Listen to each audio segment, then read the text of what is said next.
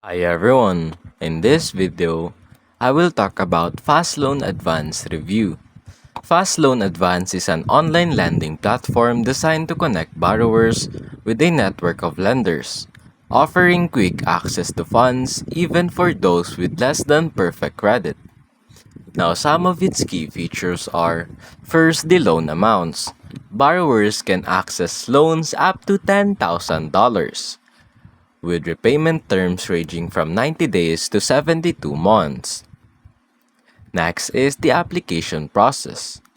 The platform offers a swift online application utilizing AI to match applicants with potential lenders within minutes. Lastly is the credit flexibility. Catering to subprime borrowers, Fast Loan Advance provides opportunities for those struggling to secure loans from traditional financial institutions. Now, some of the user experiences are: first, the positive feedback. Some users appreciate the platform's efficiency and transparency, noting straightforward processes and clear terms without hidden fees. But for negative feedbacks, conversely, certain users have reported concerns about high interest rate, unexpected fees, and being contacted by multiple lenders after application. Here are some considerations. First, is the interest rate.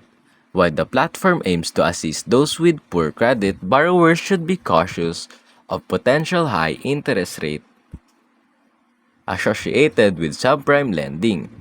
And lastly is the third-party lenders. As Fast Loan Advance is a loan marketplace, the actual loan terms, fees, and interest rates are determined by the individual lenders with their network. So in conclusion, Fast Loan Advance offers a viable option for individuals seeking quick access to funds, especially those who may not qualify through traditional lenders. However, it's crucial for potential borrowers to thoroughly review the terms provided by connected lenders, ensuring they understand the interest rates, fees, and repayment obligation before proceeding. Exploring alternative lending options and comparing offers can also help in securing the most favorable terms for your financial situation. And that's basically it.